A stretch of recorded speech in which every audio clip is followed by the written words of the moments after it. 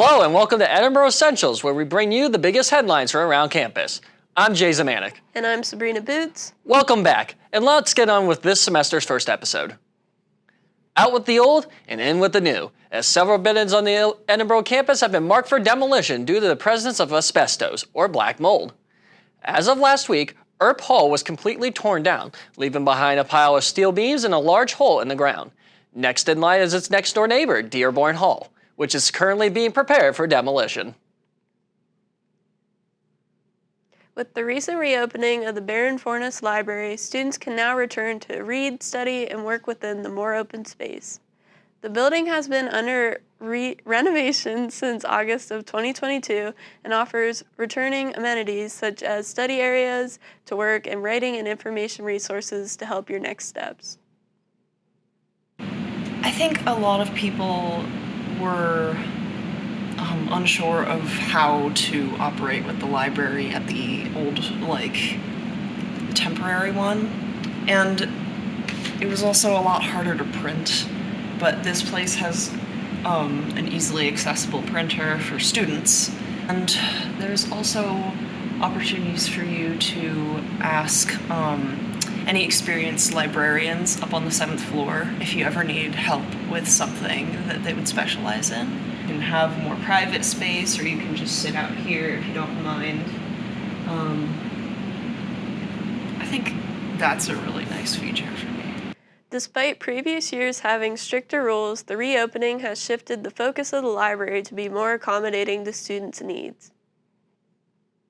Right now, so they are open for use. There are 27 study rooms total here in the building. They're located on floors 1, 2, 4, 5, and 6. Other things we did, for example, we wanted people to feel comfortable in those spaces, so there's a glass panel on all of them, so you don't feel like you're shutting yourself in a closet. It's good to be able to see what's going on outside while you're in there. So, I think if you were to walk around the building right now, you would find that most of those rooms are occupied. So students have been making themselves at home, and that's exactly what we want to see. We opted to kind of just take an approach where it's a kind of let's see how students use the space, let's see how these needs arise, and we can talk about having some reservable and others first come, first served. I think that's probably what we'll end up doing, but I did not want to open this building and have a bunch of rigid rules in place. I prefer to see how students adopt the space organically. Edinboro's art department celebrates as its animation program was listed in the top 25 schools on the East Coast for animation. This isn't the first time Edinboro's animation program has made Animation's Career Review has made the top 25 list, and back in 2022 it was listed in the top 5 in Pennsylvania. Students enrolled in Edinboro University's Bachelor of Fine Arts and Applied Media Arts program specialize in traditional animation, computer animation, or film and video.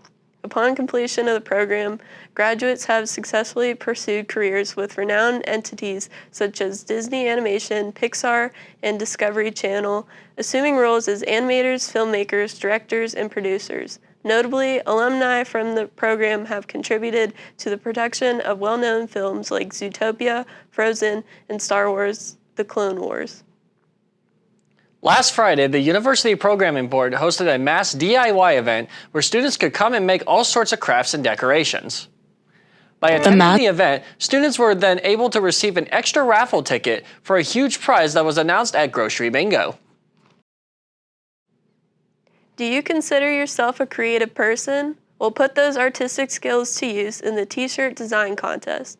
Edinboro's campus bookstore is hosting a t-shirt contest to kick off the spring semester. The design is completely up to you. You can use up to 3 colors on your t-shirt, but more than 3 colors will result in disqualification. Submit your design to boroughstore@pennwest.edu by February 23rd.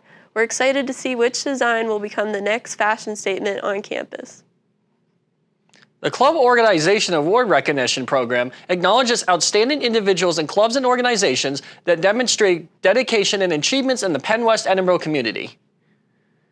Nominations are now open for the community with awards such as Impact, Best New Student Organization, and much more. To nominate an individual or a group, fill out the nomination form on the Engage page. If you have questions or concerns regarding the nomination guidelines or have issues accessing the form, please contact the Office of Campus Life at campuslife@pennwest.edu or by phone at 814-732-2768. Tim Hortons is unveiling a new line of limited edition retro donuts. The donuts celebrate the 60th anniversary of the founding of Tim Hortons, featuring donuts were served at one of the first shops.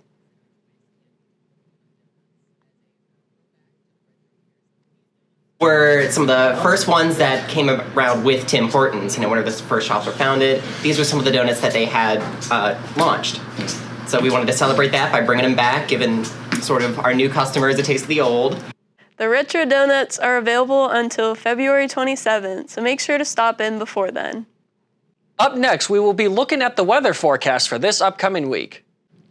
Hi, I'm Aaron Cronin. I'm here with the weather for this week. We're looking pretty good with our highs for the earlier part of the week, but stay prepared, button up, because it's getting cold for the rest of the week. Coming up next actually is on Tuesday. We have a high of 40 and a low of 33. We have overcast. On Wednesday, a high, the highest of the week that is, 43 degrees high, 34 degrees low, more overcast. But on Thursday, we're shaking things up as we have that 41 degrees high, 30 degrees low, and some light showers. Moving on to the rest of the forecast for the rest of the week, we actually have some more sun, but that's not till later until we get through the little snowstorm coming up on Friday with a high of 30, a low of 18, and some light snow. Saturday is going to be a little chillier than the rest of the week. It's a high of 25, low of 17, and light clouds, a little bit of sun. On Sunday, it's probably going to be pretty sunny with a high of 26 and a low of 19. Well, that's all for here. Now back to you guys in the studio. Chi Alpha Campus Ministries had their Thursday night service this week, and it was the second of the semester. Chi Alpha does a large group service every Thursday at 7 in Pogue MPRB, starting with some worship and then a message, and also has small life groups where students can grow in their faith and be there for each other in a close community of friendship and love. Last Thursday, a few Edinboro students were recently interviewed on the local Erie News Now radio. Mike Kosminski and Alex Brown of Tailgate Talks were recently interviewed on The Critical Eye for Bold Prediction Thursday to look into the future for NFL plays and the rivalry between Mercyhurst and Edinboro's basketball teams. So, speaking of sports, Jay, where do you think we should go next? Let's kick it to Richie Armagost with this week's sports. Last week, junior guard of the women's basketball team was named PSAC Athlete of the Week. Haley Sims was named Athlete of the Week after her performances on the court against IUP and Mercyhurst. Sims averaged 23 points and 6 rebounds per game last week. During the game against IUP, Sims scored her 1,000th career point early in the fourth quarter, helping the Scots to achieve a 70-69 victory over IUP. On Saturday, the men's and women's basketball teams went up against Seton Hill at Macomb Fieldhouse. The women's team lost to the Griffins 83-69, despite Boggs leading the Scots with 18 points.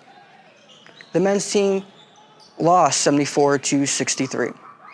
The Scots will be back in action when they travel to Cal on Wednesday. The Ultimate Frisbee team have been clearing up their first spring tournament next week. As the spring season unfolds, the Scots spent the last few weeks preparing for the Huckin in the Hills tournament hosted by West Virginia University, with their sights being set to making it to regionals this year. I'm Richie Armagost, and that's all for This Week in Sports. On Saturday night, the student favorite Grocery Bingo returned to Edinboro at the Pogue Student Center. Hundreds of students flocked into MPRB for a night of bingo fun. Various game styles were played such as Four Corners, Blackout, and much more. Students had the opportunity to win various groceries such as food and toiletries. The grand prize of the event was a brand new laptop and gaming setup. And the next Grocery Bingo will be held in February. And that's all we have for this week's episode. We're wishing you a great spring semester. Catch us every week for the latest Edinboro Essentials, and we will see you next week.